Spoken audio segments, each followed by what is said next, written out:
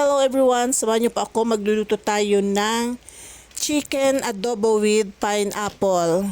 Madali lang po itong lutuin mga ka-grandma at simple recipe. Magluluto po tayo ng chicken adobo with pineapple. So, i-marinate muna natin ang chicken. Ang paminta. Peppercorn. And then, lagyan na natin ang toyo.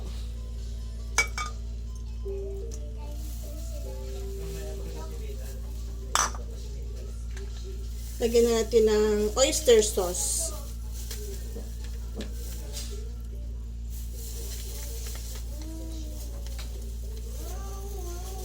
Mga 1 tablespoon lang po. Lagay natin yung pineapple juice.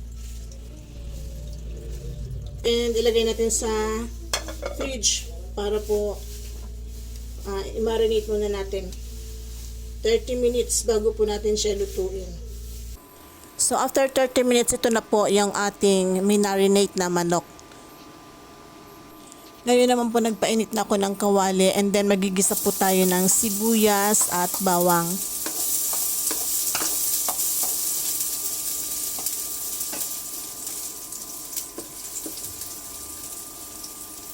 Sunod po natin ang bawang. Inuna ko po ang sibuyas and then sunod po natin ang bawang.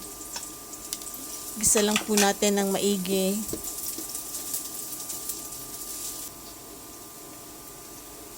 Ngayon naman po ilagay na natin yung manok. Yung manok lang po muna. Wag po nating isasabay yung sauce. Yung marinade sauce. Yung pong pinagbabara ng manok, wag po muna natin isasabay. Bali yung manok lang po muna ang isasangkot siya natin.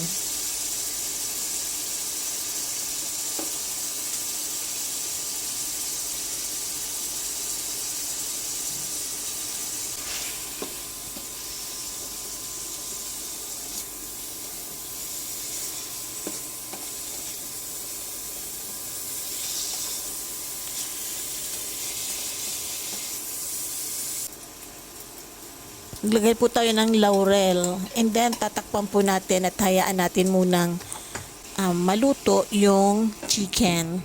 Maluto ng bahagya. So this time po pwede na natin ilagay yung marinade sauce.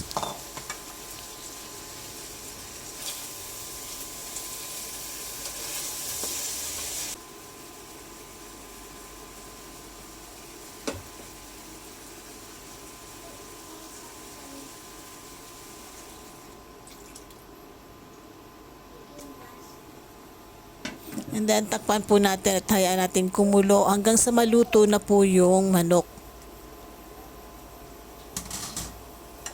So, this time po luto na itong manok. Maglagay na po tayo ng suka. And wag po muna nating hahaluin ng ilang minuto. Pagkatapos po niyan, ilagay na po natin yung asukal.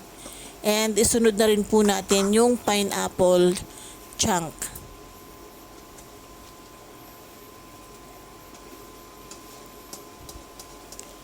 Medyo naiga na po yung kanyang sauce. Konting minuto na lang po and ready to serve na po itong ating chicken adobo with pineapple.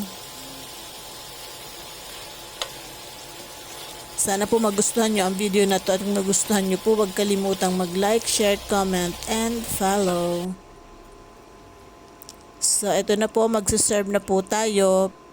Ang chicken adobo with pineapple. Thank you for watching, guys. See you again in my next video. Bye. God bless everyone.